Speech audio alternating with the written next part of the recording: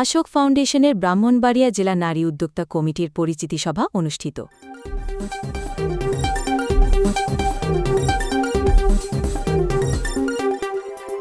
আন্তর্জাতিক মানবাধিকার সংস্থা আইনি সহায়তা কেন্দ্র আশোক ফাউন্ডেশনের ব্রাহ্মণবাড়িয়া জেলা নারী উদ্যোক্তা কমিটির কার্যনির্বাহী পরিষদের পরিচিতি সভা অনুষ্ঠিত হয়েছে। বুধবার ৬ আগস্ট ব্রাহ্মণবাড়িয়া সদর উপজেলার বীজ প্রত্যয়ন এজেন্সি অফিসে আয়োজিত এই সভায় সভাপতিত্ব করেন শাহাদাত হোসেন শাওন, অতিরিক্ত নির্বাহী পরিচালক আইনি সহায়তা কেন্দ্র। অনুষ্ঠানের প্রধান অতিথি হিসেবে উপস্থিত ছিলেন উপজেলা নির্বাহী কর্মকর্তা সিফাত মোহাম্মদ ইস্তিয়াক ভুইয়া। প্রধান আলোচক ছিলেন আশোক ফাউন্ডেশন চেয়ারম্যান গোলাম মুস্তফা জেমস। এছাড়া উপস্থিত ছিলেন ভাইস চেয়ারম্যান মোহাম্মদ মেহেদী হাসান, কেন্দ্রীয় পরিচালক ব্যবস্থাপনা মোহাম্মদ সোহেল মিয়া, কেন্দ্রীয় পরিচালক মানব সম্পদ বিভাগ মোহাম্মদ আতার হোসেন আকাশ, মহিলা ও শিশু বিষয় কেন্দ্রীয় পরিচালক রাজিয়া সুলতানা লিজা, ব্রাহ্মণবাড়িয়া জেলা শাখা সভাপতি নাইমা আতার উর্মি, সাধারণ সম্পাদক আশোক লায়লা সুলতান। আশোক ব্রাহ্মণবাড়িয়া জেলা শাখার আমন্ত্রিত অতিথি হিসেবে উপস্থিত ছিলেন ওসমান গনি, জাহাঙ্গীর আলম রিজভী, ঈশা মল্লিক প্রভু। অনুষ্ঠানটি সঞ্চালনা করেন আব্দুল মতিন শিপন। এই সময় বক্তারা বলেন, নারীর ক্ষমতায়ন, আত্মকর্মসংস্থান এবং উদ্যোক্তা উন্নয়নে আশোক ফাউন্ডেশন কার্যকর ভূমিকা রাখছে। জেলা পর্যায়ে নারী উদ্যোক্তাদের সংগঠিত করার মাধ্যমে একটি ইতিবাচক পরিবর্তনের সূচনা হবে বলে বক্তারা আশাবাদ ব্যক্ত করেন। তারা বলেন, নারীরা যেন শিক্ষা, প্রশিক্ষণ এবং প্রযুক্তিগত সহায়তা পেয়ে আত্মনির্ভরশীল হতে